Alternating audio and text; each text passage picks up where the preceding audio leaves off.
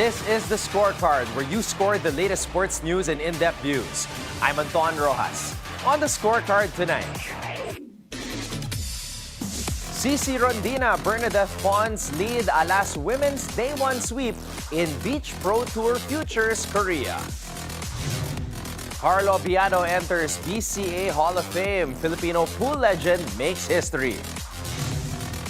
Venus Williams makes historic U.S. Open return. 45-year-old legend granted wildcard for 25th appearance. In MLB, Ohtani outduels Trout in historic showdown of three-time MVPs. In the WNBA, 3 WNBA players ejected. Sun beat Sky 71-62 in heated showdown. NBA shakeup. Boston Celtics sell for $6.1 billion. Portland Trailblazers get new owner. And the Defense Minister, Jerry Codiñera, joins us once again to break down the Gilas versus Australia match. All the headlines and more on the Scorecard tonight, the 14th of August. Now, here's our roundup.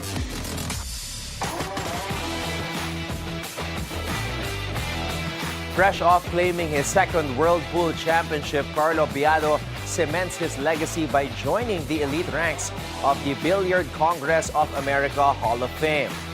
The Filipino cue master wowed the globe, earning 91% of the votes on just his second year of eligibility.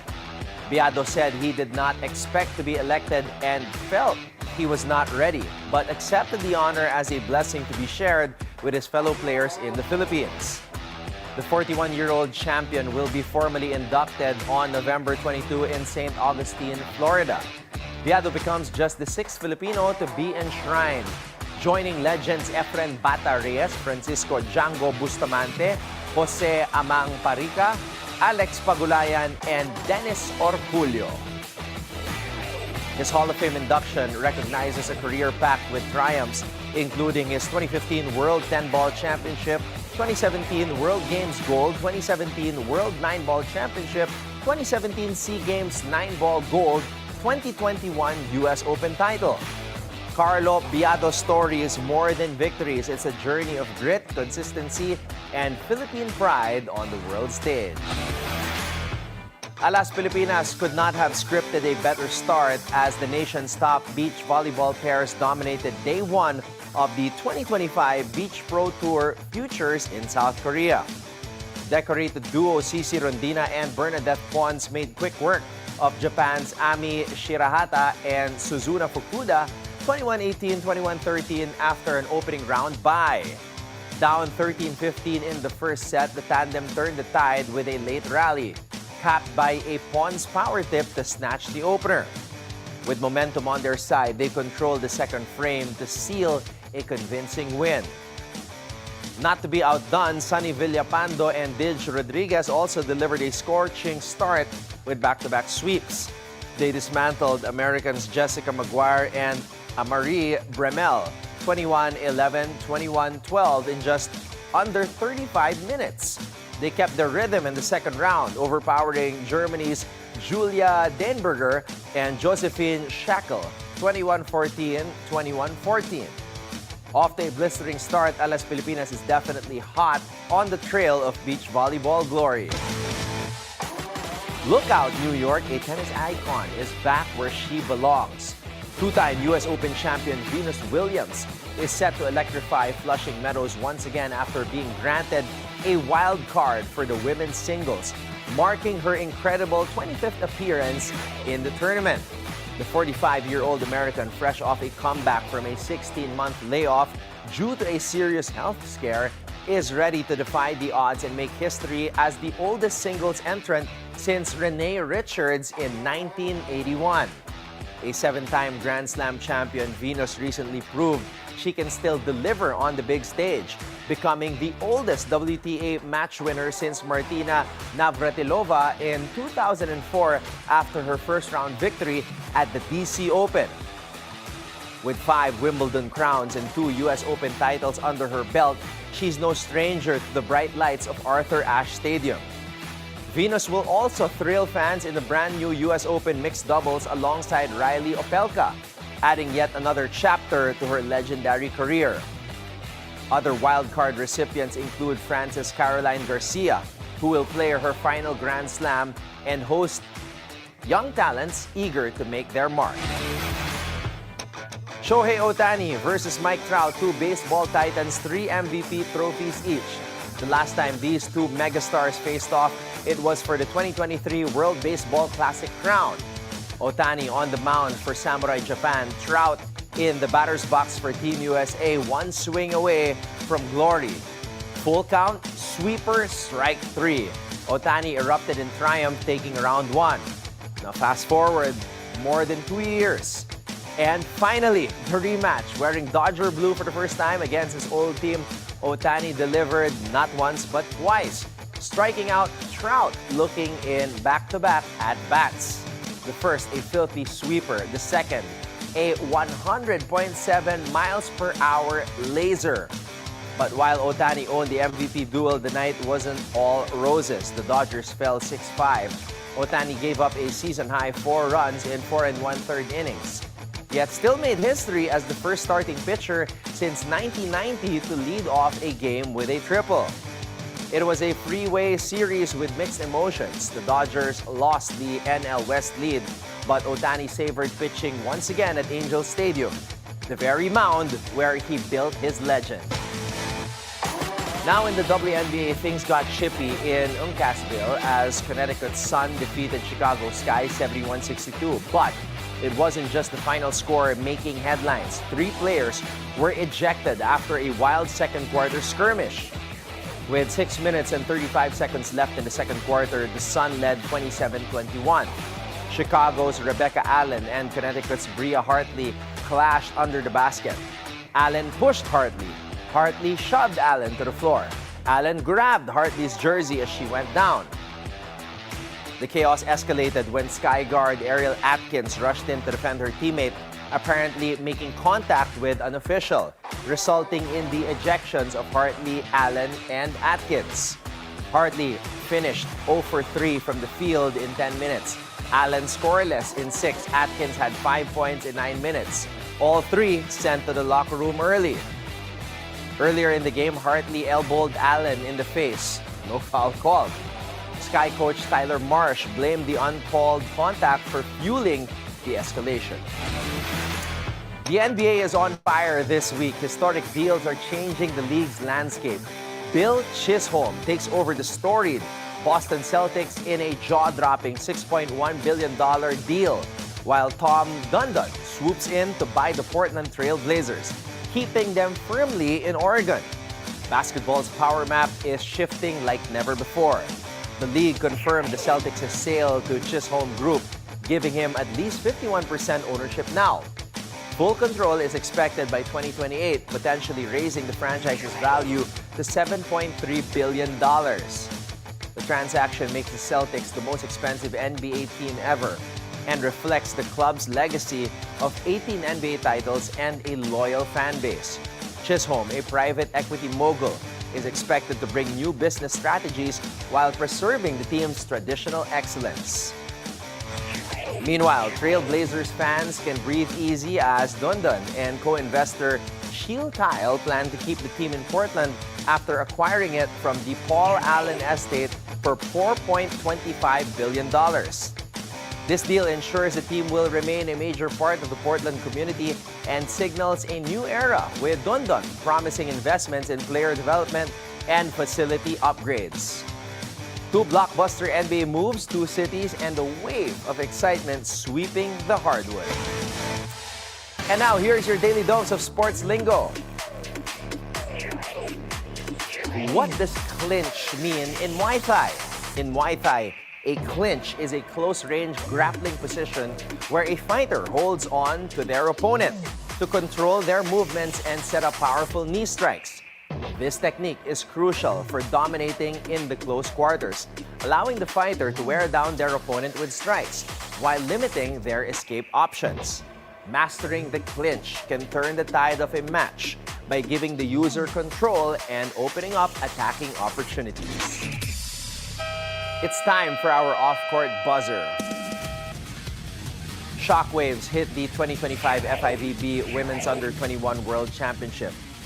Vietnam's team dropped to last place after fielding 2 male players. Disciplinary action stripped earlier wins against Indonesia, Canada, and Serbia, cutting their points to just 3 and eliminating their round of 16 hopes. One player, Dan Thi Hong, was confirmed male. Both were dropped from Vietnam's final match against Puerto Rico, which stands as valid. Meanwhile, Indonesia and Serbia moved up in the knockout stage. Vietnam will now play in classification matches for 17th to 24th place.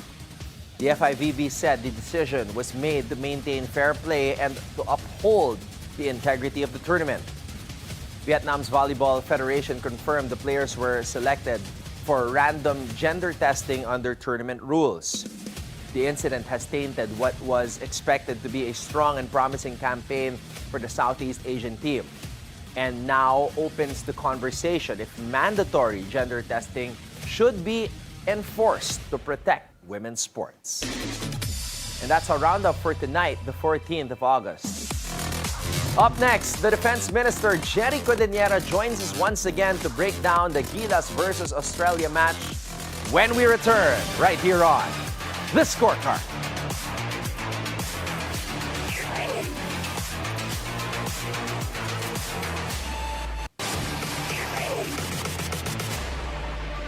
Welcome back to The Scorecard. It was the much-anticipated rematch, 7 years in the making.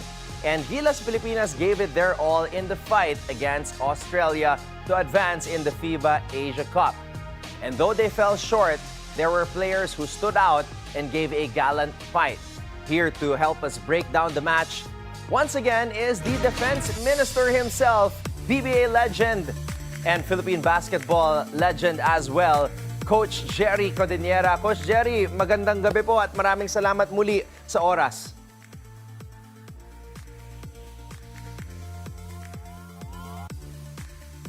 Hi, Ton. Good evening. And also, thank you for having me again. And to all your fans and viewers, hello, hi. Magandang gabi po sa inyo lahat. Coach Jerry, let's talk about the Gilas-Australia match. Coming into the game, alam naman natin that it was a huge mountain to climb para sa ating kupunan. And it was a 24-point loss for Gilas Pilipinas. Pero meron po ba kayo nakitang mga positives from that game despite the defeat? Well, first of all, siyempre, ang hirap din talaga because it's really a sad week for us, all of us. Especially mga fanatics of basketball, mga student of the game. Siyempre tayo, all of us were hoping na it shouldn't end like this. We shouldn't be beaten by a team like this. It could talagang ganon, and we went up against a superpower in basketball, Australia. We were outclassed, outplayed, pero we gave everything na meron tayo eh. So yun lang talaga. It's just really so sad na we weren't able to compete up to the last quarter. Coach, we were out-rebounded 57-36. Gilas Pilipinas did not shoot well as well. Just 8 out of 33 from beyond the arc. That's 24.2%. Sa mga ganong klaseng sitwasyon, Coach, na alam natin na dehado tayo pagdating sa height, aside from shooting, what areas of the game could we have improved more to come up with a better outcome? Well, Ton, talagang it's really gonna be, well, you're going up against Australia, which is a very powerful team. Siyempre, what's the first and foremost that you need to do? Siyempre, the game it's a battle of possession. They know that they have the advantage in height, especially sa front line nila, sa backward position, they all have the advantage. That's why it is so evident that they beat us in rebound, 21 rebounds. It's a battle of possession. So, kung wala naman tayong rebound, so ano naman ang isushoot ng mga scorers natin? So, we weren't able to control that. We weren't able to contain that. We didn't give them a good fight. So that's the product of, shooting. We didn't do well in shooting sa 3-point area. We only shot 8 out of 33 shots. So yun ang product doon. And they started so well. 53% in the first quarter. Masyadong mataas yun. So it's sobrang in the first quarter, but natapos ang game naman, it became 11 of 33, pero it was a won game from the start. Siyempre, yung mga yan, pagka you're going up against a FIBA team, pag tinambakan ka na niya ng 20, it's not like yung aabutan mo that easy sa third and fourth quarter. Magko-cruise control na yan. But they know na you will struggle. They just use the time. They will take good shots. They will talagang milk the clock. So yun ang nangyari. Now, Coach Jerry, moving forward, kasi kung titignan natin itong composition ng Gilas Pilipinas, at least the 12 that played in FIBA Asia, kalahati sa kanila are already in their 30s. And then the other half are still in their 20s. The good news is, bata pa sina Dwight Ramos, he's just 26, AJ Edu, he's 25, Carl Tamayo and KQ, they're 24. And of course, meron pa tayong nakareserba na Kai Soto, who's just 23. And then, of course, we have Jamie Malonzo, 29 years old. So, Calvin Oftana, 29 also. Pero yung mga iba, Coach, they're already in their 30s. Justin Brownlee is 37. Japet is 38. Junmar is 35. What could be next, Coach, moving forward with regards to the composition of Gilas Pilipinas, considering the age of some of the players? Well, it's a big factor. Talaga, it goes to show, Ton, that talagang age is, it's getting to be a setback. Imagine, yung mga kalaban natin, di ba? Ang babata na. So siguro, it's the best time for them to put them dun sa talagang sa front line na. Sila na talagang dapat i-supportahan natin. And kung meron pa talaga tayong mga players like that can really support, like Junmar, baka pwede pa, we can still get good quality games doon sa mga veteran players natin, okay pa din. Pero syempre, we have to put premium. When it comes to exposure, we have to put premium dyan sa mga younger guys. You see Kiambao, you see AJ Edu, tsaka sila Tamayo, Kai Soto. They didn't even come sa Pro League. Pero nakita mo, giving them a few weeks to train, tapos Dwight Ramos, tapos grabe, outstanding ang laro. So what does it give us? Talagang, hey, we are the new players on the block. Parang ganun ang dating sa akin. So, Coach, yung mga sinasabi ng mga fans, obviously, we have to factor in what they're saying online. Majority of the things I'm reading ay sinasabi nila, kailangan overhaul. Do you agree with that, or do you feel that these young guys that you just mentioned, from Dwight Ramos, 26 years old down, sila na yung magiging susunod na bubuo dito sa koponan ng Gilas Pilipinas? Well, I will agree with that. I will agree with that na overhaul, it will come from the coach na who will handle it. So if it's Team Cone or any other coach, siyempre, the bottom line is who can help the national team? Yun naman yun eh. Who can help? Are you still an asset or a liability? Ganun lang naman mo titignan yan eh. Makakatulong ka ba sa opensa ka lang ba? Depensa ka lang ba? It has to be both. You cannot just, puro opensa lang tayo. Nakita mo naman, umi-score na yung Australia. Umi-score na, dumidepensa pa. So, I think, yun ang kailangan natin siguro na i-address. Coach Jerry, Tim Cone is the winningest coach in PBA history. But pati siya, hindi nakakatakas sa mga batikos ng mga fans. Para sa'yo, Coach Jerry, is being the head coach of Gilas Pilipinas the toughest coaching job in Philippine basketball? Yes, it's always been at the toughest coaching job. Siyempre, coaching the national team. Sige, you're under microscope, para ka nasa aquarium dyan, everyone is looking at you, everyone is talagang, ganun talaga. Well, ang mga coaches naman, they are built for mga ganyang under pressure, yung mga talaga mga maraming mga they need to consider. It's just that siyempre, how can you turn down yung ganyang to coach a national team? Siyempre, everybody wants to coach a national team, but importante lang, are you ready for it? Do you have the formula for it? Do you have the strategy for it? Is your manpower talagang can they handle the other teams offensively, defensively? Is my lineup cut out for this tournament? Or pang PBA standards ba to? So there are so many questions when you take up the coaching job of Gilas Pilipinas. It's not just about, para ka lang mag-coach dyan, parang honor, pero makita mo, Pilipinas ang dala mo So dapat talaga battle ready ka.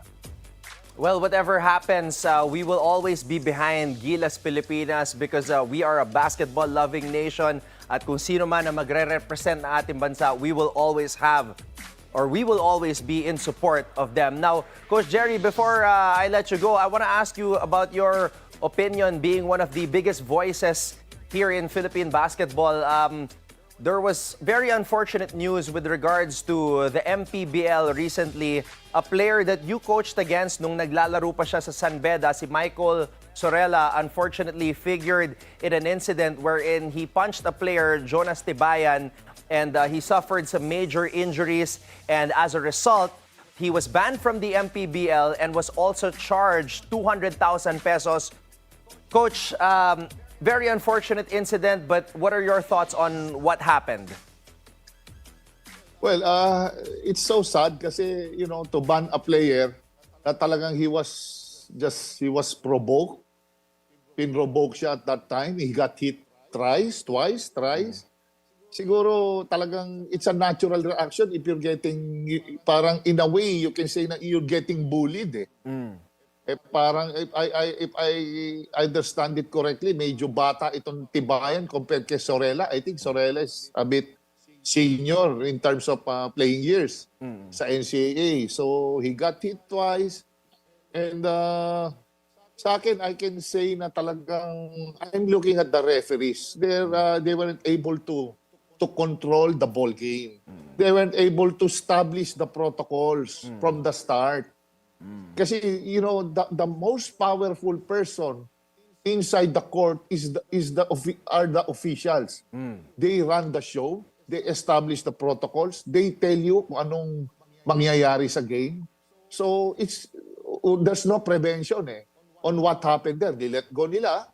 It was the nature of MPBL. It's a bit physical. Pero there are people na talaga kuminsan nag-i-snap. And it was Sorella who got hit. So, I don't justify his action. Pero kung sana, na-prevent man lang sana ng mga officials, baka siguro dun sa first hit lang nakita na, pwedeng na-warningan na yon. Kasi I believe in prevention Before it happens, second time, pare tinakita kita. Next time kita makita yung second hit mo, itatapong kita. I will really fine you talagang big time. Pwedeng ganun kasi official ka But the sad part, it was not corrected. And meron namang video siyempre yung liga. So, I don't know bakit hindi na-check do sa video. Kasi I know MPBL is very strict when it comes to, yung mga hit, yung mga tama, yung mga simpleng tama, gano'n. So, siguro baka na-overlook lang, gano'n. Well, that's great insight, Coach Jerry, and I hope that's something that the MPBL can consider as well. As always, Coach Jerry, thank you so much for sharing with us your insights and your knowledge with regards to basketball. Coach Jerry Codiñera with us here on the Scorecard. Coach, maraming salamat po muli at magandang gabi. Thank you, Ton. Thank you. Up next, Eastern Showdown at full tilt. Sanga's pitching like he's on a mission, but the Braves have hit major inning chaos mode. One team wants sweep bragging rights. The other wants to reset the season. It's do or die for Pride tomorrow. So keep your eyes on the prize.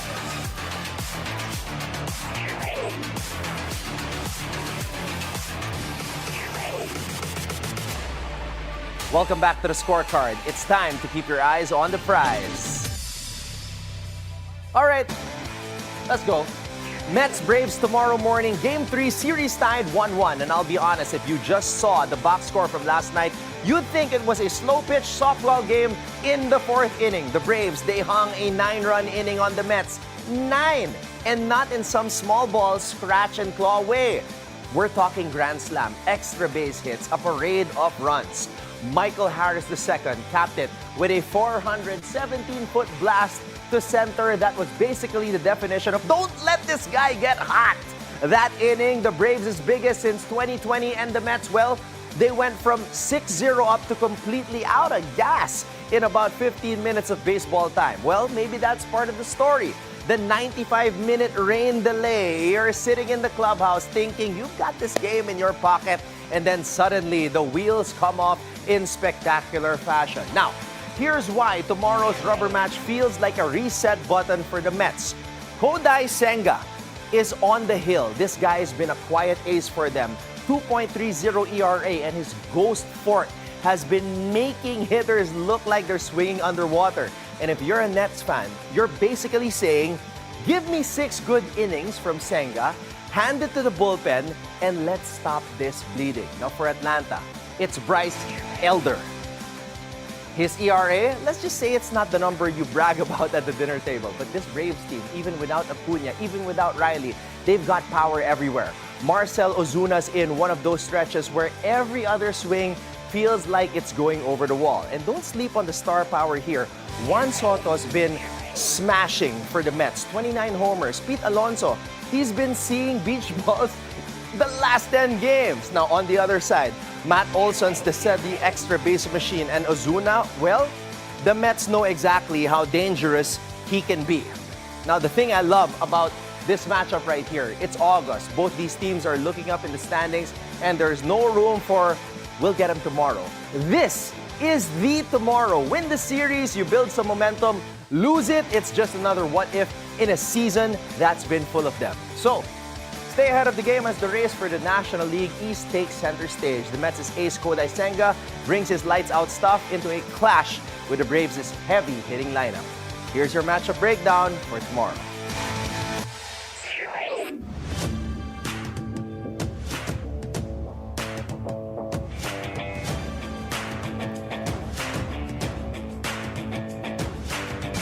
And that's a wrap on our Mets-Braves preview. Senga's arm versus Atlanta's bats. Something's gotta give. The division race is heating up. The stakes are sky high. So tune in, lock in, and as always, keep your eyes on the prize.